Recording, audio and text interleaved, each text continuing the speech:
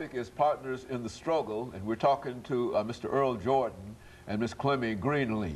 And of course, Mr. Jordan, I think we promised that during the final segment, we would give you an opportunity to talk about some of the real problems dealing with drugs and gangs within these communities that, in many instances, prompt all of this gun violence that we're talking about. Let's talk about it from that perspective. That's basically it. You know, I think that here in Nashville, we're getting a population there of gangs here in Nashville, and the drug activity that leads with some of these young men who are affiliated with gangs, I figured it's causing a lot of the murders and gun violence that's going on.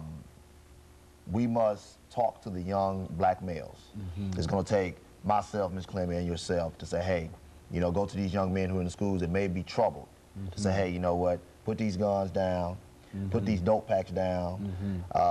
You know, the only for sure life that you're gonna lead when you're on the streets is your death. Basically, that's what's gonna happen. That is what I see. You know, I work in the school system here in Nashville. Some of our children who are in the schools are affiliated with gangs. And I asked them, I said, will these gangs love you when you're incarcerated? Okay. Will these gangs love you or help out your moms when, you know, she may need some food on her table or what have you? You know, don't get caught up in this gang mentality, because what it's doing right now is taking a lot of lives. And when you have violence, you have drugs or what have you, you're gonna have death. That's gonna be the final analysis with all of this. And so I think we need to address this from, you know, the governor's standpoint, the mayor, chief police, who I think is doing a good job. You know, I know he's getting a lot of flack over his son and things of that nature, but he's doing a good job. He's doing everything he can, but it's going to take us to make sure that we can crack down on what's going on in our community, you know, and that's where it is, you know. And when I come in or when we come in, it's just to say, hey, you know what, we're going to put that voice where the voice wasn't before. And when we speak, you're going to hear us. And that's what Partners in the Struggle is all about. Well, you know, you mentioned the fact of gangs in Nashville. Now, did not the police department say that there are no gangs and there's no gang activity or no gangs in Nashville? That these are, I mean, and I say that because it seems that you're working within the area, whatever, and you have done it, and you believe that we've got a lot of gangs in Nashville that are acting in concerted efforts to do what gangs do. If they stated that, then I don't know, because I've seen several situations where they say it may have been a gang situation. So maybe they did, maybe they didn't. I know for a fact these are what my kids talk about, the Bloods and the Crips. You know, that's not something that you learn on Sesame Street. These are, you know,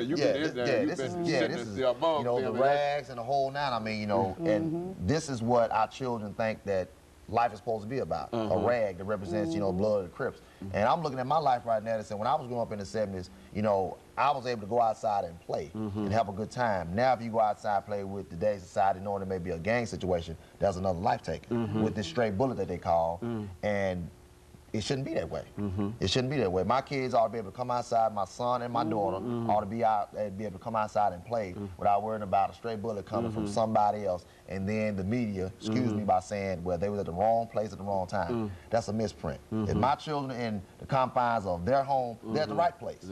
These young men who are out here taking the lives of our loved ones are in the wrong place. They shouldn't be there. They shouldn't be out there with guns and pulling the triggers and taking lives. That's right. And that's the bottom line. Well, now quite a bit of this activity, and not quite a bit, because I think that there's gang violence and murders and et cetera all over the city.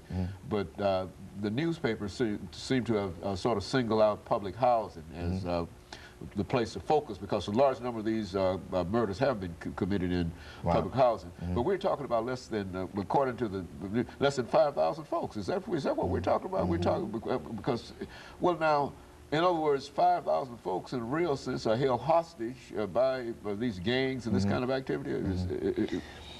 Violence is going to come everywhere. Not just, who would think that something would transpire on the campus of Tennessee State University, Dr. Haney? We never thought that. But these were young men who was out to get somebody that night.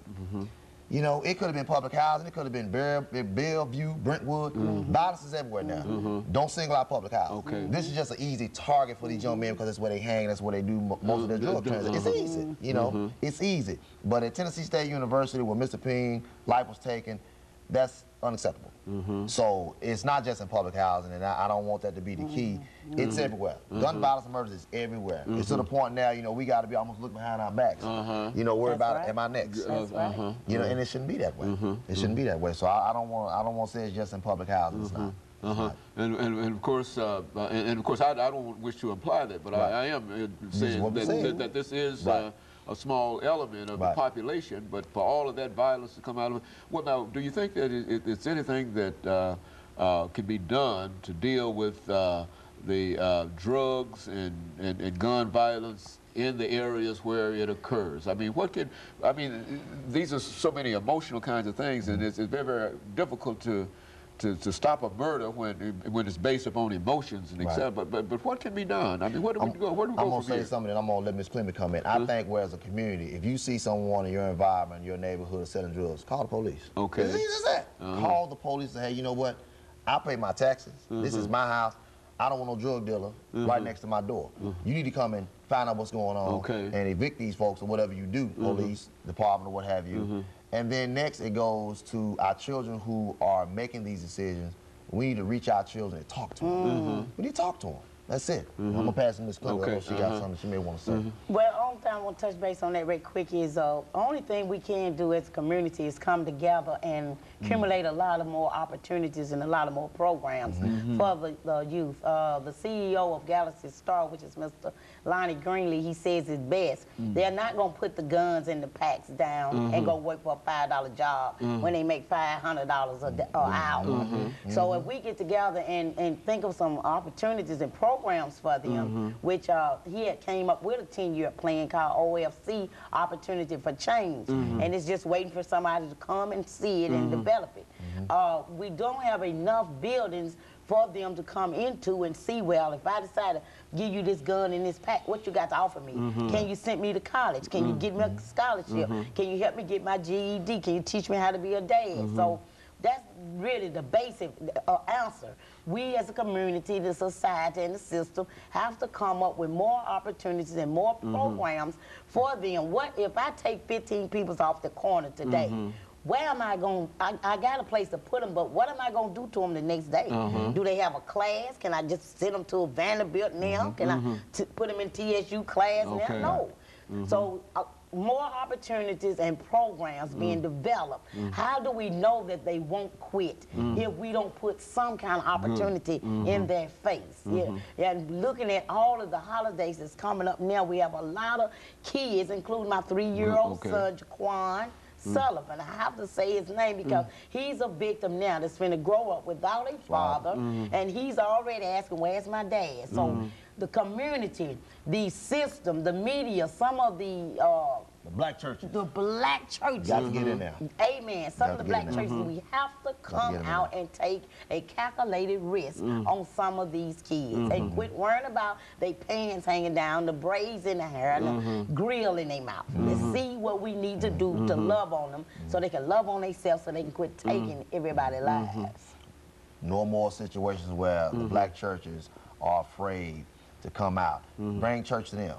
You know, a real thug, he's not going to come to the church. You better bring the church to him. Right. You know, and that's what needs to happen. And I think once we break the core, and this is what Adrian Dixon's mom, Regina Hawkins, said about the 2 men that murdered her daughter. She said when these 2 young men came into the situation where they was murdered, they came into night court, she was just saying how cold and hard their hearts were. You got to channel that with love. A lot of these brothers don't know what love is. If you walk up and hug them right now, they may just break down and cry and say, I want your help.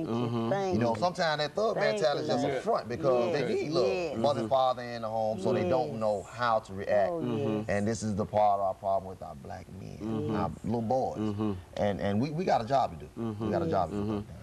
But I think that that's a good start in terms of dealing with the job, and that is to identify the problem. And you think that it's a problem that, and of course we need more programs, as Ms. Greenlee has pointed out.